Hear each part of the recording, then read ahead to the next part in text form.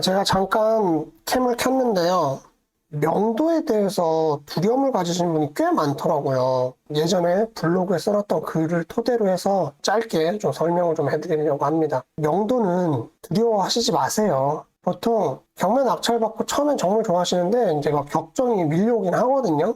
명도씨 어떻게 해야 되지? 이런 생각을 하는데 우리가 경매로 이거를 받아주지 않으면 이 채무자는 뭐 다른 해결책이 없어요. 그래서 우리가 받아주는 거는 해결을 하기 위해서 우리가 나서주는 거다라고 생각을 하시는 게 좋을 것 같고, 명도를 진행하다 보면 정말 다양한 사연들을 듣게 되거든요. 정말 안타까운 사연들이 정말 많죠. 근데 그런 분들도 있는가에 반면 말도 안 되는 이사비를 요청을 하면서 한몫 챙기겠다 하시는 분들도 많습니다. 법의 테두리 안에서 순서대로 진행을 할 거기 때문에 그거에 대해서는 두려워하지 않으셨으면 좋겠습니다. 명도는 낙찰되고 난 다음에 이루어진다고 생각을 하는데요. 우리는 입찰하기 전부터 과정을 밟고 있다라고 생각을 하시는 게 좋아요. 왜냐하면 우리는 임장이라는 걸 가잖아요. 임장을 가면 정말 대부분의 사람들이 임차인이나 소유주분을 안 만나고 오십니다. 이게 두렵고 이렇기 때문에 그렇다고들 하시는데 정말 가급적 용기 내서 만날 수 있으면 만나보고 오세요.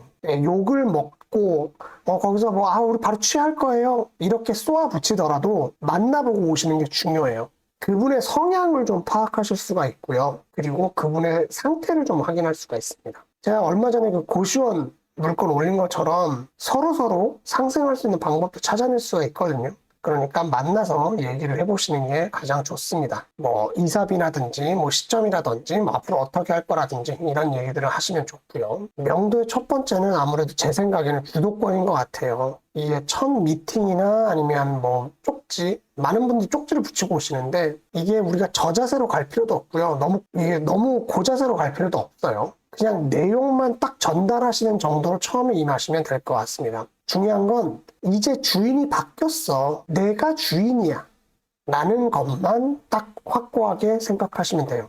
그 대신 그 사람들한테 너무 강압적인 태도를 취할 필요는 없어요. 근데 이것도 그때그때 건 바이 건으로 다르지만 너무 강압적인 태도를 가질 필요는 없다. 보통 그 사람들은 낙찰되기를 기다리시는 분들도 많고요. 그렇기 때문에 너무 센 문구들로 너무 센 말투로 하실 필요는 없습니다. 그 대신 이건 중요해요. 너무 조급해 하시면 안 돼요. 저희 회원님들 중에 진짜 낙찰받아서 어떻게 해요? 어떻게 하시는 분들 많은데 그렇게 하지 마세요. 낙찰 받고 나서 명도를 하는 대상과의 대화의 시작은 낙찰 받고 난 다음에 바로 달려가는 것보다는 매각허가 결정이 날 때쯤 하시는 게 좋습니다. 저 같으면 이제 허가가 떨어진 다음에 하는 게 좋다라고 얘기를 하는데 그럼 이제 그 사이에 또 너무 불안해 하시니까 허가가 되기 바로 직전쯤에 하시는 게 좋아요. 왜냐하면 이게 만약에 하자가 있을 수도 있으니까 무난하게 통화나 쪽지나 이렇게 하시는 게 좋고, 저희가 보통 내용 증명을 많이 보내시거든요. 온라인 우편으로 보내셔도 돼요. 굳이 우체국에서 보내실 필요 없고 온라인 우편으로 보내셔도 되고, 내용 증명의 내용은 정말 세게 쓰려면 세게 쓸 수도 있고요. 정말 가볍게 쓰려면 가볍게 쓸 수도 있는데 처음 대화의 시작은 가볍게 그냥 낙찰을 받았다. 앞으로 어떻게 할 거냐. 그리고 앞으로는 어떻게 될 거다. 라는 내용에 대해서만 설명을 좀 해주시면 됩니다. 해서 진행을 하시면서 우리가 이제 남길 수 있는 근거들은 계속 남기시면 되고, 중요한 거 이사비의 금액이나 이사 시점은 먼저 얘기해 주지 마세요. 그 사람들의 계획을 듣고 얘기를 하는 겁니다. 그러니까 이건 것이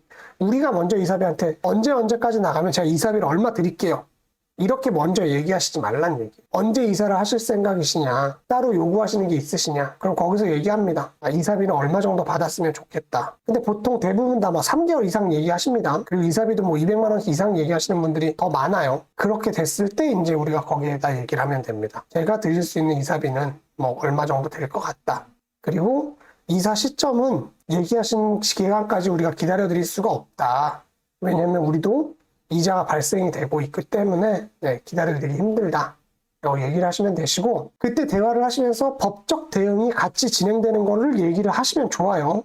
앞으로 어떻게 될 건지 얘기하시면서. 우리 낙찰 받으신 분들 중에 많은 분들이 얘기를 해봤더니 얘기가 너무 잘 통하고 너무 착하신 분들인 것 같아요 이렇게 얘기하시는 분들 많은데 이건 끝까지 가봐야 알아요. 정말 끝까지 가봐야 알고, 저희도 경험을 했지만 정말 얘기가 잘 통하고 젠틀한 사람들도 나중에 돼서 돌변하는 경우가 많기 때문에 할 수 있는 절차는 최대한 빨리 다 하시기 바랍니다. 낙찰 받고 잔금낸과 동시에 인도 명령 신청하시고 인도 명령 떨어지시면 강제 집행까지 일단 넣으시는 걸 저는 추천을 해드립니다. 그래서 그 다음에 이제 뭐 서류들이 날라가면 그쪽에서 연락이 올 수는 있어요. 왜 얘기가 잘 통하는가 싶었는데 왜 집행 서류가 왔느냐 이런 얘기 할 수 있는데 미리 언지를 주셔도 되고요. 그때 그냥 해명을 하셔도 됩니다. 이게 앞으로 어떻게 될 줄 몰라서 우리가 절차만 밟아놓고 있는 거고 우리가 얘기했던 계획대로 언제까지 나가실 거고 내가 믿을 수 있도록 부동산 임대차 계약서나 이사 계약서를 준비해 주신다 그러면 더 이상의 진행은 되지 않을 거다. 집행이야 뭐 중간에 안 하면 되니까. 점유이전 금지 가처분은 만나봤는데 이 사람이 뭔가 헛짓거리를 좀 할 것 같아. 그걸 쎄한 느낌이 있어. 그러면 하세요. 그렇지 않다 그러면 뭐 안 하셔도 됩니다. 그리고 명도는 절대 싸움이 아닙니다. 서로 원만한 합의를 통해서 나가는 걸 목표로 하고 있는 거고 저희 회원님들 중에 뭐 명도를 아주 깔끔하게 끝내시는 분들도 많아요. 이사비 한 푼 안 주시고 하시는 분들도 많고 그런 물건만 골라서 하시는 분들도 있어요. 이건 이제 스타일인데 내가 사람들하고 부딪히는 게 너무 껄끄럽다 하시는 분들은 배당을 받아가시는 물건을 하시면 됩니다. 근데 나는 복잡한 거 싫고 다 서류상으로 해결할 수 있고 나는 버티기도 잘해. 그리고 어지간한 법무 관련된 업무들도 많이 겪어봤기 때문에 내가 완전 갑인 걸 알아 하시는 분들은 순서대로 서류 처리하시면 됩니다. 서류 처리하는 게 좀 더 편해요. 주변 내용들도 그렇고. 그러니까 서류 처리는 서류 처리고 대화는 대화인데 대화로만 하다가 나중에 잘 안 됐을 때 뒤늦게 서류를 시작하면 너무 힘들어요. 그러니까 무조건 같이 시작하시는 게 좋습니다. 그리고 명도비, 이사비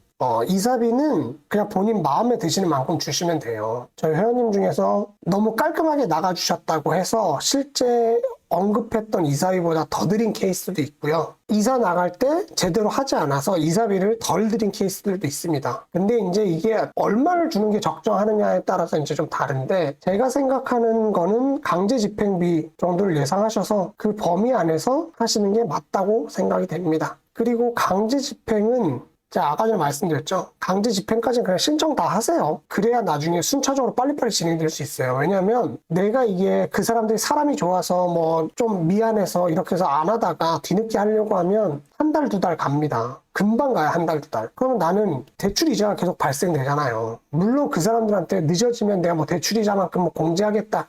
뭐 이런 얘기를 할 수도 있지만 그건 그거고 그래서 강제 집행을 하시는 게 좋고 배당 받으시는 분들은 뭐 일부를 배당을 받든 전액을 배당받든 뭐 잃어버린 돈이 없기 때문에 협상이 잘 됩니다. 저희 요번에 낙찰 받으신 회원님 같은 경우는 대항력 있는 임차인이 배당을 전액 배당을 받아 가시는데도 이사비를 요구하셔가지고 뭐 안 줍니다 뭐 이렇게 싸우실 필요 없고 그냥 안에 집 빨리 보여주시고 임차 빨리 맞출 수 있게 협조하시면 아주 약소한 선물 정도 하는 걸로 대화를 풀어보시라고 이렇게 조언을 해드렸죠. 그러니까 명도는 마음의 여유가 없으면 끌려다녀요.